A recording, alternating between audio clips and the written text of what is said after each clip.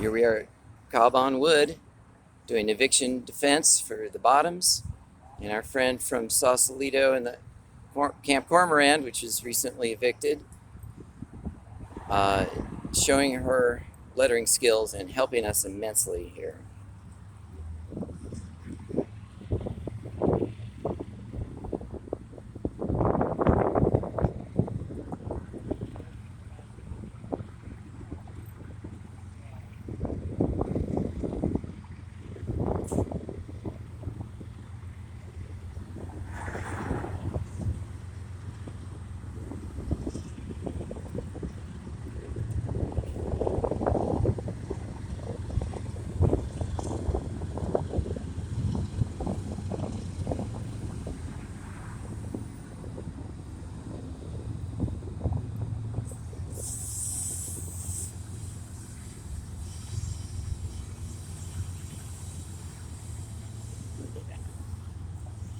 That's great.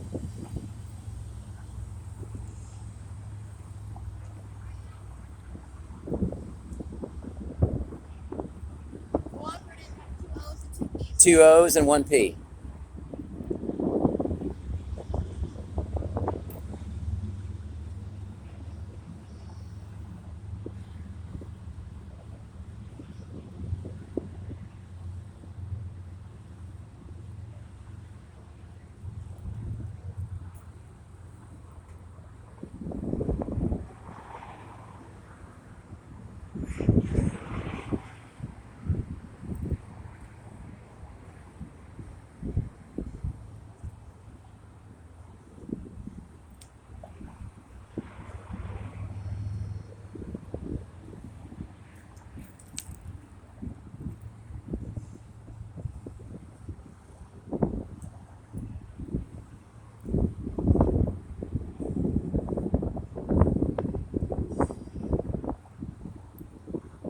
Yay, Jewel! Hey, Jewel, do you want to tell us a little bit about your business and in the Octagon House? And Yeah, I've been a professional artist for most of my life. This is the first time I think I've genuinely been willing to experience homelessness. yeah, And right. it's basically, I was thrust here because CPS took my children off of my mother's boat, Oh no. claiming that we had unfit living conditions because her boat toilet wasn't working, but we have full facilities at our yacht harbor where we pay to stay. Right. And they made up all kinds of stuff. And then they still have the children. I'm trying to get them back, and they took my newborn after he was born because they already had the other two children. They took him in December. So then in March they took my newborn off my breast, and they've got him now, and his weight is declining. He had a respiratory infection. All kinds of stuff have happened to him while he's been in care, and he doesn't know me anymore. I wasn't allowed to see him for 7 weeks, which is illegal, and now he doesn't know me. Mm-hmm. And so they've broken the bond with my infant child, so it looks like he's probably going to belong to his foster mother in the end. So, yeah, it's pretty horrifying. So I'm trying to use my art to bring attention to the weak and vulnerable, because we're protected by the 8th Amendment that we're not allowed to be prosecuted by being found in a weak condition, and also we're supposed to be protected from cruel and inhuman punishment, Yes. which is what they're doing to me. They're punishing me for being poor and drinking and basically being vulnerable. Yes. All of those are vulnerable states. And Yeah. when they came to help me and I asked for help, instead they took my children, who were not with me when I was found. They found me drinking wine, and they said, "We're taking your children." And they went and found my children with a sober babysitter. Yeah. That's all facts on the record in their recordings and stuff, but they Yes. would not produce the recordings. We were denied the recordings in family court, and the judge said there would be no recordings allowed. And the policeman was allowed to say he found me with my children drinking, and that he put my children in a police car with their grandmother. No, he took them alone and put them in a police car, took them to a police station, interrogated them, and we haven't seen them outside of the custody of the CPS since. And it's been pretty horrible. You know, it's something that I'm trying to make it illegal as far as like internationally. We're taking it to The Hague while we're putting together an actual committee that we want to make it so that state-aided separation of families, Yes. when they're being contested, is not allowed Yes. under any circumstances, and it is a crime against humanity. It is indeed. Thank and you. there pretty much is no worse crime that you can do to an individual. I mean, some people would say, "Oh, what about gang rape? Oh, what about being skinned alive? What Yeah. about being?" I don't think any of those things are actually worse. I mean, I'm sorry, I don't think so. Thank you so much, Jewel, for sharing that. And I'm standing in solidarity with you. And I we'll, mean, I look pretty together now, but that's because friends have helped me through. I Yep. mean, I can't explain the pain. I didn't know that emotional pain became physical, that it was literally your entire body hurt when something horrible happens to you, and such Yeah. pain that you want to die. Yeah. But obviously you don't want to leave the planet and leave people behind that need Yeah. your help. So that's why I'm here. well, I appreciate your help and I appreciate your story. And I'll follow your story until you find a successful resolution on behalf of the whole And world. it literally is the homeless community that rescued my life. Yes. I just couldn't even live anymore. If it hadn't been for them lifting me up and providing me with their stories Yes. and their comfort and their validation, because the world wants to make you feel like you've done something wrong, that you've ended up in a vulnerable state. Yes. And they want to criminalize it and they want to punish you for Yeah. it. Yeah. And they want you to claim that you're incompetent, Yeah. which is illegal. That's Right. basically what social services on every level do, is they are claiming the underlying accusation is that you are incompetent. Right. And in order to prove somebody incompetent, you have to go through a long trial process, but they don't do that. They just arrive at your home and they claim you're incompetent because you need their help. And obviously, if you need their help, you're incompetent, but that's not how the law reads. The law reads that they're the administrative branch of government arriving on the scene to administer your wealth. They are there to assess your needs, and then they're supposed to supply them. Yeah. They're not supposed to arrive on the scene, recognize your vulnerability, and criminalize you, and then punish you. And in adjudicate Yeah, your and vulnerability. they're Yeah. not the judicial branch of government, Right. because they've done this quasi law enforcement thing with Social Security money, which is all based on the fact that they're claiming you're incompetent. They're claiming you're inept. And they've find you inept. adjudicated you. Yeah, and Yeah. they have the money that is supposed to be provided to assist you. They don't have money that is there to prosecute you, investigate you, Yes. and criminalize you. Is there any agency or organization that's specifically to advocate on behalf of homeless people who've had their children taken? Not government organizations. The government organizations are being used to prosecute the people. Even private Yeah. charitable organizations Yes. that want to be involved very intimately Yes. with the government end up being beholden to them for the funding that they get. And so it makes them obligated to operate in the way that the government is delineating, which is mostly to prosecute the vulnerable and to violate our Eighth Amendment rights. And we want to take over the services that Yes. are supposed to be provided by our local authorities, and we want to be providing those services for our communities, and we want the aid to go directly Yes. into the hands of the people that it's supposed to be aiding, Yes. not institutions and corporations where they want to take you and shove you into some little place with your social security number where they can make money off of that social security number. And that's all it's about. It's your number of your person that they want. So Yeah. that they can say, well, we've got her or we've got him, send the money to us. Right. And that's illegal. That's embezzlement of public funds. Yes, and yes, we yes. want the money to go into the hands of the people that need them. From the moment they arrived at my mother's boat on December 1st, Yeah. and we're going to take my children, they have spent such an amount of money. I mean, the judge sent police on a 5-hour drive to pick me up and bring me down here and put this bracelet on me Yeah. because I wouldn't hand over my infant child. And I just couldn't even conceive of what kind of human being would hand over their infant child, take them off the breast, and hand them to people who you know are immediately going to hurt them. They said when they took my infant boy, they took him to a clinic and put a thermometer in his butt. And they don't even do that anymore in medicine. So I Right. don't understand why my little baby was raped. Yes. And I don't understand why his weight is going down. And they're telling me that it's my fault he's not gaining weight, like he has some kind of a problem. And so the social worker's calling it failure to thrive, which means underweight. And he wasn't underweight when they took him from me. And he's severely going under his weight percentile every week he's with them. He's now at like a little over 11 pounds, and he should already be at 14 pounds in Yeah. a couple weeks. So I'm asking them for the numbers on his weight every time he's brought to the clinic, and they're denying me that information. Yes. And so they don't want me to know that his health is declining. Right. And she told the court in her report that the baby was doing excellent. And then about like 3 weeks after that, she emailed me to tell me he had actually had a respiratory infection on that date, and that she didn't provide the court with that information. So she told me on the side because she knew I went and picked up the medical records. Yeah. So that's how I had to find out, was 3 weeks later picking up the medical records. Indeed. Right. And in the time of COVID, to remove children from their home is obviously even a greater risk. And so I'm trying to right now collect the names of women, specifically in Marin County, whose children were taken from March 15th of last year to now. Yes. Because we were denied court access. I didn't know where my children were for 18 days. I had not one piece of paper that described where they were, what my rights were. I had to call the FBI. Right. And the FBI had to call Child Protective Services to find out where my children were. And then the next day, Really? 2 days after we called the FBI, we were given a court date to have our first hearing. Indeed. And it was 17 days after the children were taken, and we had no contact. You're supposed to have contact within an hour of the children being Yes. removed, and then you're supposed to be able to see the kids at least twice a week. I've only had one visitation with my children, if that, per week since they were taken. Yeah.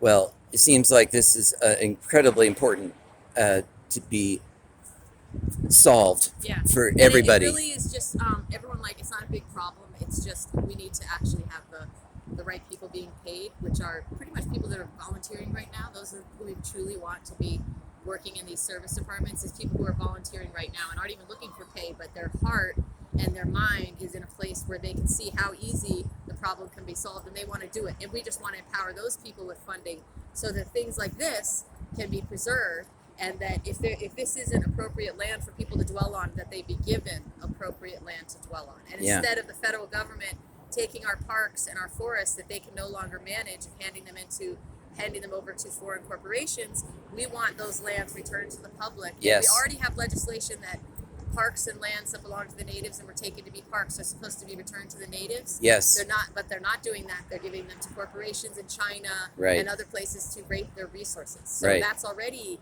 laws in place that they're just breaking as usual. And so this can be turned around immediately, and it mainly takes educating the public so Yes. that when they are watching the news and it says they need more money to take care of the poor, they need more money to provide for immigrants, they need more money to provide for the mentally ill and alcoholics and children Yeah. and the elderly, everybody that's vulnerable, Yes. they're claiming they want to provide for. We want that money to go directly into the hands of the communities and to be accounted for. Like California just got 115 million for the homeless, and you don't see one sign of anything that's happening. And I guarantee you, what is happening is that money's being given to mental health corporations that run mental health facilities and corporations that run substance abuse facilities. So they're going to, just like they're doing in Arizona. And affordable housing development. Yeah, they're not even talking about housing right now. They're just literally talking about funneling all the homeless into those two institutions, mentally ill and substance abusers. They're not even talking about homeless. They're literally blaming you for being homeless. Yeah. And they're criminalizing substance abuse. Yes. And they're criminalizing mental illness. Yes. And they're saying that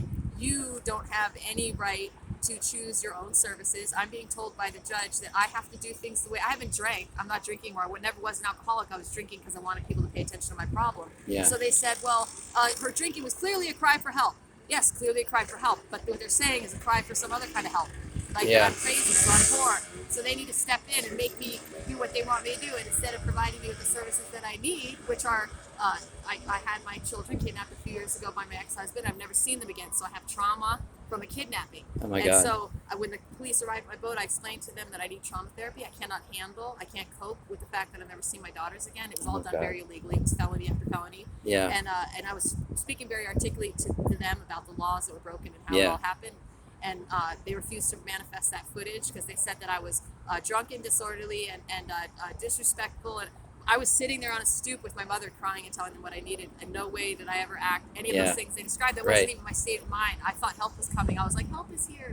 And no, it wasn't. And I actually don't usually show my vulnerability. Yeah. And I don't usually ask for help because of that. And Right. so here I was doing it for like the first time in my life. And just the absolute opposite thing happened. After I told them my girls were kidnapped, I never saw them again. The officer stepped forward and he said, let me tell you what we're going to do now. And he had never met my children. They weren't there. And he said, we are going to take your other children now. And I was like, what? I didn't understand what was going on. They went up to the RV where my children were being babysat Yeah. by my best friend, and her daughter is my Yep. daughter's best friend. And Yep. the police went up there and pried my daughter away from her best friend and put them in a police car and just completely lied in the police report that the children had no sober caregivers, and they had the babysitter, my brother was there, my mother was there, and the father arrived Yep. to pick up the children within 15 minutes of me calling him and saying, the CPS is here, come get the kids. And he was right there, and they had no reason to take them away from him. And they still don't. And all the paperwork, it says custody was taken away from the mother, but the fathers right now have their son and daughters in foster care right now. Mm-hmm. And so the custody was taken from them too. So everything in their report is lying. Yep. It's supposed to be that when they find a child who they believe is in exigent circumstances where harm is inevitable. Yeah. Not even that any harm has happened, but that it could happen. Yes. Then it says they're supposed to make every effort possible to find a relative or even a friend that can watch the children. That was never even slightly offered. Right. And when they took my infant, I just had the hearing 2 days ago, and I told the judge, I said I had asked that I be put in a treatment for alcohol, even though I'm not an alcoholic. I've never detoxed or been like shit, never had that kind of alcohol in my system. I was willing to go into a treatment program so I keep my infant. And the judge said yesterday that was never an option. So what she admitted was that it was never an option for me to receive services and maintain the custody of my child, which is what they're supposed to be offering you. Yes. So she literally confessed on the stand that it had never been a possibility that I would be given services to prevent the removal of my children, which the law requires. Yeah. And, basically the way it works is like, hopefully one of your kids isn't dead by the time you get to sue them. And my lawyer, who's one of the biggest lawyers around for suing CPS, that's why I finally got the money together to pay him. It took a while. It was $10,000. Yes. And that's really not even barely enough. I have to come up with more money Right. after that. Of course. But he basically said that this is how you do it. They do all the damages and then you sue later, but that doesn't repair. It doesn't repair the damage done. No. In any way, No, the system is deeply corrupt, and we need to organize to come up with solutions. For example, we're organizing a nonprofit called Wood Street Commons, so that we're in a position to receive the kind of money that's going to these agencies that are part of the homeless industrial complex, and who are not invested in curing the problem because they make money off the problem's existence. Yeah, and I feel like COVID trained a lot of people and opened up a lot of people to the possibility of having emergency service contracts. Yeah. And they started arranging those and organizing those. They did it through COVID, and now that COVID is over, or kind of looks like it's over, they're now taking those people that started all those emergency service companies, regular lay people that formed those companies. My brother was forming one. And now they're saying to them, oh, well, now we have this other thing over here, homelessness. So they've already got bodies of people employed and ready to do these emergency service contracts. So they already have troops ready to come and put you inside a fence. And they all think they're doing good, like during Nazi Germany. They're going to put you inside a fence. They're going to offer you these services in an internment camp. That's right. Like the Safe RV Park got the little guard houses and a fence and a paved everything over. So it is an internment camp is what the city and the state have planned for homeless, and we're supposed to be the guinea pigs for their gradual genocide process, as I see it. Yeah, and it's very unhealthy for people to have their decision-making ability taken away from them. Obviously, it's disempowering and demoralizing, isn't it? Yeah, it's been scientifically proven that your brain starts to die. Like, yeah.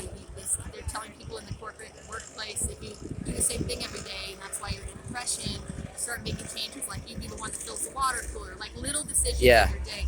Well, they're taking away like the most powerful decisions of your life to choose your own medical. Yep. Your right to form industry. Yep. Your community that will be improving your community and will Indeed. be sustainable. Right. That's what we want to. We want to provide sustainable housing, sustainable agriculture, sustainable community. We want to build something that our children want to be a part of. That's exactly how I feel about our program and our talking points when we first organized our homeless area called the Bottoms, which is down the southern end here. Our talking points were self-sustainability and self-sufficiency and self-governance and a cooperative community by design, where we want the infrastructure to be conducive to having cooperative community and not being isolated as consumers and that.